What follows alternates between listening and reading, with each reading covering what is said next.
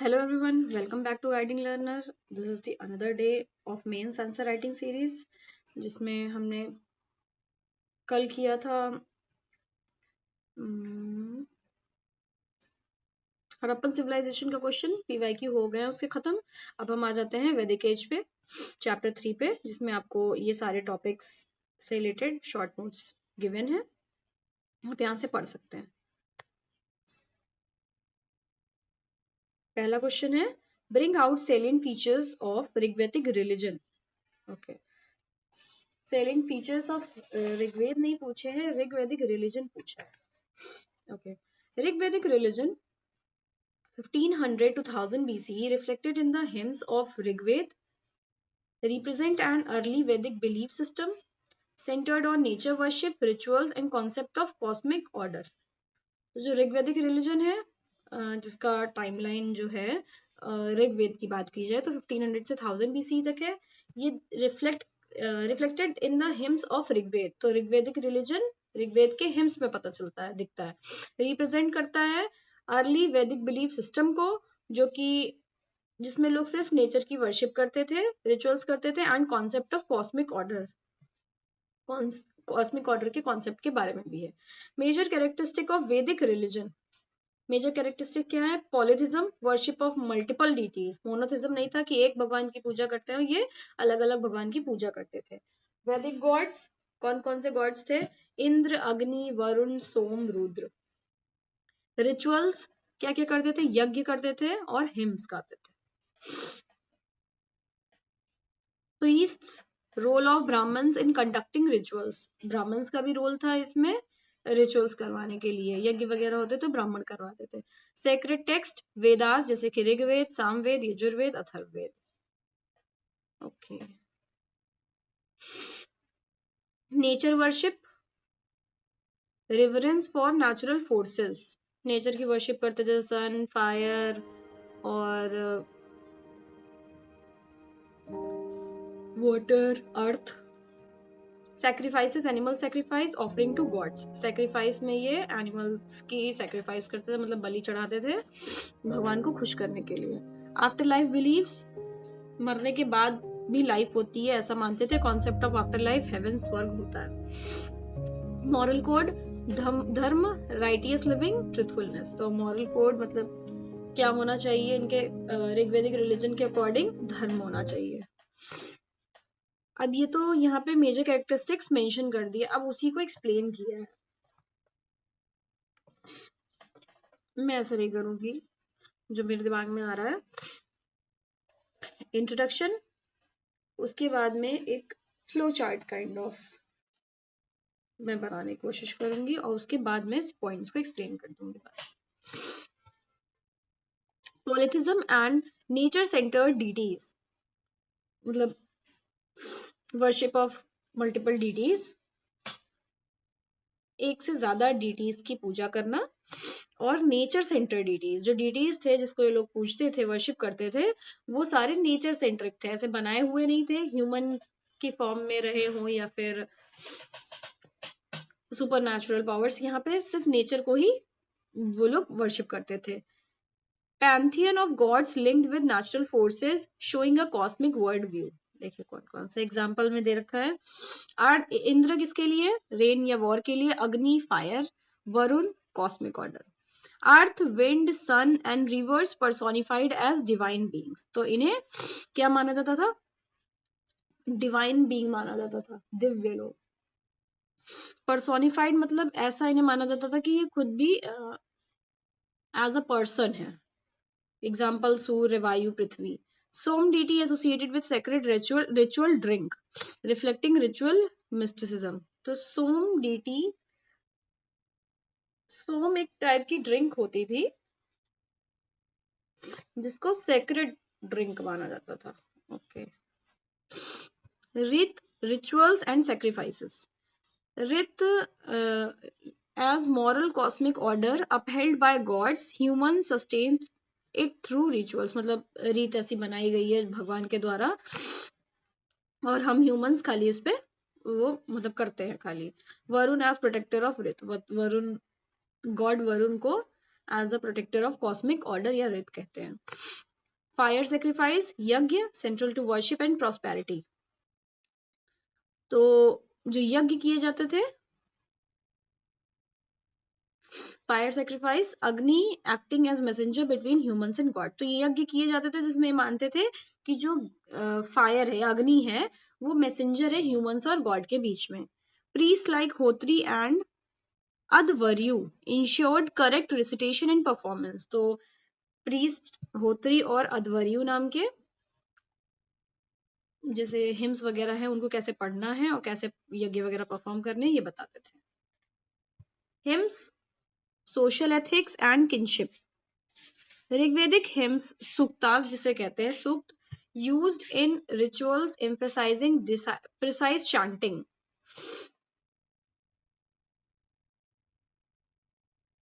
अच्छा, जो हिम्स होते थे उसको लोग क्या करते थे, चैंट करते थे। अर्ली आइडियाज ऑफ धर्म, encouraging truth, generosity and protection of order।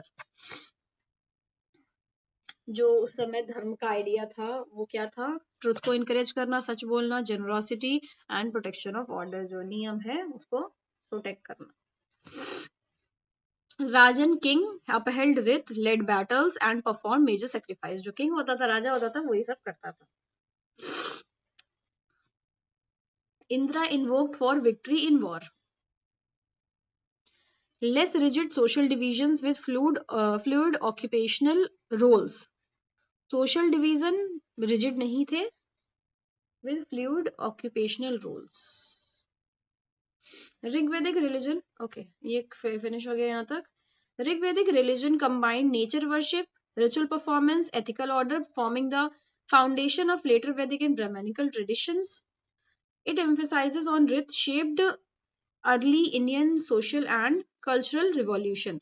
तो ऋग्वेदिक रिलीजन कंबाइंड है नेचर वर्शिप, मतलब कि नेचर की पूजा करना, रिचुअल्स परफॉर्म करना, रीति रिवाज मतलब जो भी होते हैं उन्हें परफॉर्म करना, और ethical order, forming the foundation. तो ये तीनों चीजें क्या बनाती हैं, फाउंडेशन बनाती हैं वैदिक या फिर ब्राह्मणिकल ट्रेडिशन का।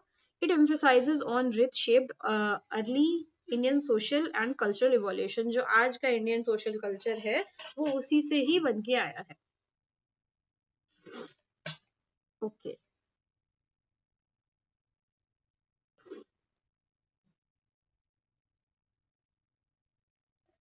आप यहाँ से एग्जाम्पल्स ले सकते हैं जो नीचे ये पॉइंट्स एक्सप्लेन किए गए हैं। बाकी अगर आपको सिर्फ कीवर्ड्स उठाने हैं तो I think this is enough, यहाँ से उठाया जा सकते हैं। एक यहाँ पे प्रीस्ट का लिखा था, मैं वो लिखूंगी, होत्री एंड अध्वर्यु। और okay, pause the video and try to write the answer of this question।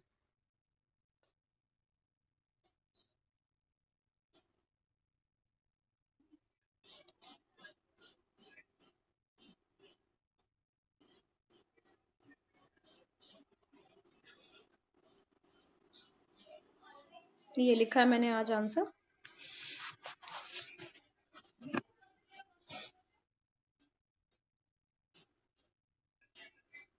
Okay 7 to 7.5।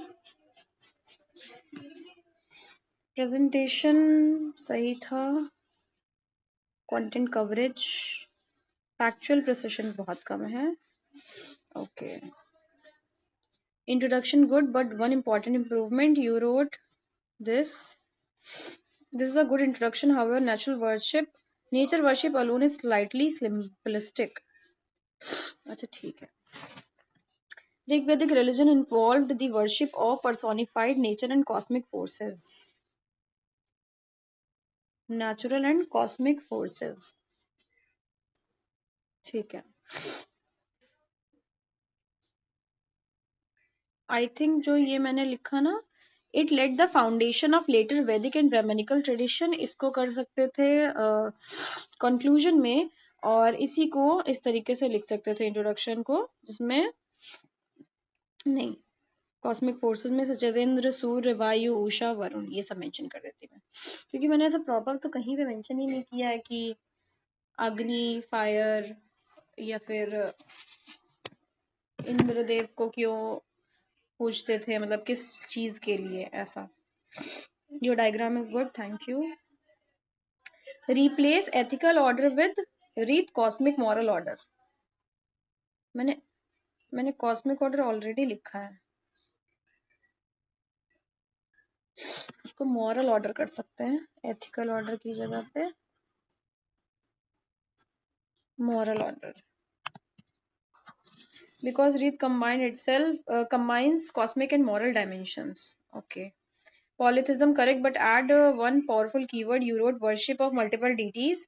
Yes, correct, but Rigvedic wasn't simply polytheism in crude sense of worshipping many gods equally. A useful keyword is henotheism and Cathenotheism, meaning one deity could be praised as supreme, in particular him, while other deities were also worshipped. अच्छा, ठीक है, नया keyword मिला, लिख लेती हूँ इसको.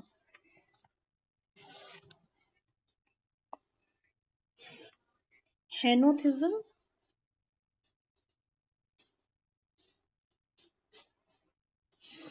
या फिर कैथेनोथिज्म. ओके,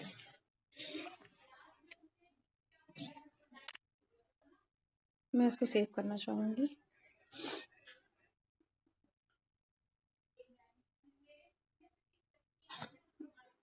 ओके, आगे देखते हैं.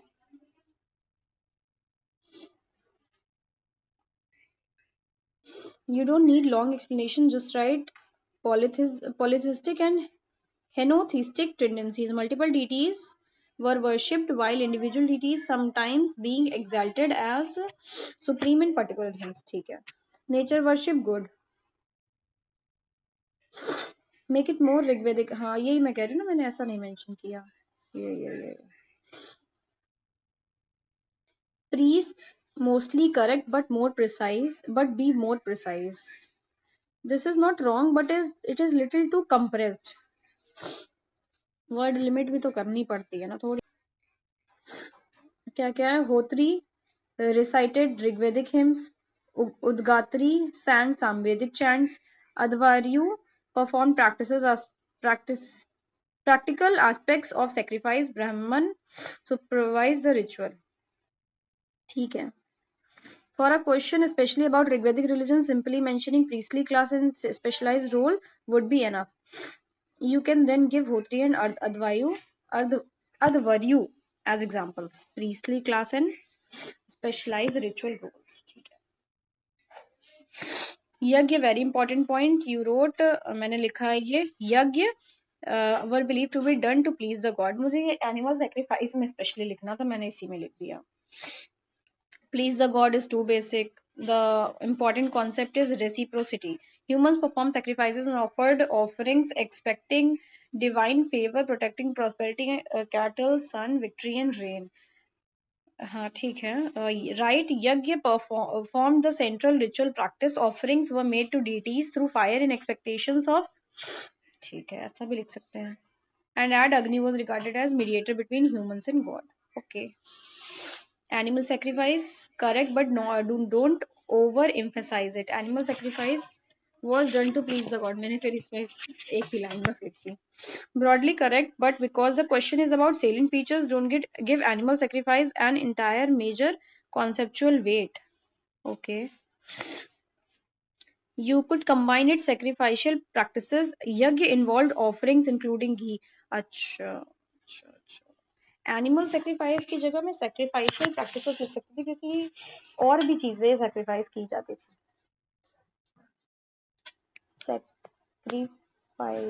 सेक्रीफाइशियल प्रैक्टिसेस मैं साथ साथ लिख भी देती हूँ आंसर में. ठीक है. You are missing Som, I know that. Som is a major feature of Rigvedic religion. You should definitely include Som worship. Som was both a sacred ritual ring and a deity. Som offerings formed an important part of Vedic rituals. Okay. Som worship. You are missing the absence of temples and idols.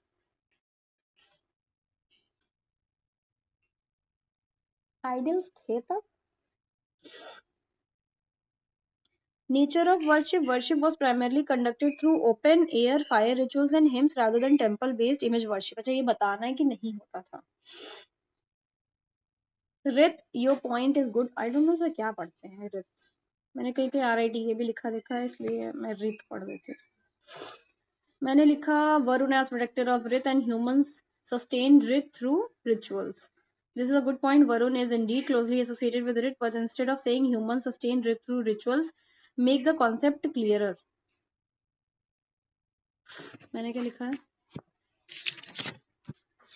यही लिखा है. ठीक है. Ethical order धर्म is the biggest conceptual issue. क्या issue है? धर्म, ये वाली लाइन मैंने लिखी है. Dharm as fully developed concept belongs to more prominently to later Vedic and subsequent Indian traditions. ठीक है. For Rigvedic answer, use Satya plus Rit rather than making Dharm your main keyword. Okay, मैंने तो घटना चक्र में था, that's why मैंने mention कर दिया ये भी. Moral dimension. Truth, Satya and righteous conduct were associated with maintaining Rit, the cosmic moral order that is historically safer. Okay, धर्म नहीं mention करना चाहिए. Your conclusion needs improvement. Okay. Your problem is evolved in today's Indian culture. This is too broad and simplistic. It sounds as though modern Indian religion is a direct continuation of Rigvedic religion, which is much more complicated. नहीं, मेरा लिखने का meaning ये था conclusion में कि जो उस समय का रिलीजन या प्रैक्टिसेस थी जो भी ट्रेडिशनल, उसी से इवॉल्व होके थोड़ा बहुत क्या मतलब इवॉल्व होके ही आज का जो बना है सब कुछ. Better conclusion. Thus Rigvedic religion combined devotion to diverse deities, sacrificial rituals, and idea of Rit. It laid important foundation for later Vedic and Brahminical religion tradition while evolving significantly over time. Okay. मतलब बोला ना मैंने, जो intro में लिखा था वो तो यहाँ लिखना चाहिए था. Laid the foundation of later Vedic and Brahminical religion. Okay. Which evolved significantly over time. Which evolved, इसकी जगह लिखना चाहिए which evolved significantly over time.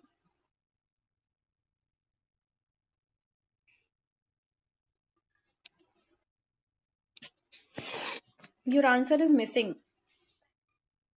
ठीक है, ये 3 चीजें मिसिंग है.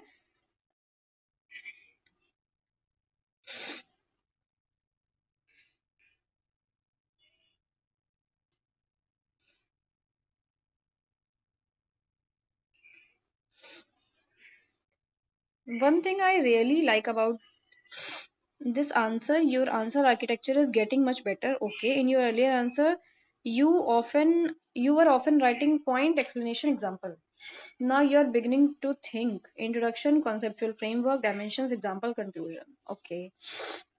Your next target should not be writing more points, it should be making each point more historical precise. Okay. Your biggest lesson from this answer, don't replace precise historical keyword with a broader modern word. ठीक है, नहीं करूंगी. धर्म की जगह रित और सत्य लिखना चाहिए था. नेचर वर्शिप की जगह personification of natural cosmic forces. Please God की जगह रेसिप्रोसिटी थ्रू यज्ञ. मॉडर्न इंडियन कल्चर की जगह पे लेटर वैदिक ब्राह्मणिकल ट्रेडिशन. ओके, वो तो मैं समझ गई. ठीक है, तो आज का था ये आंसर. मिलते हैं नेक्स्ट वीडियो में. Till then bye bye and keep learning.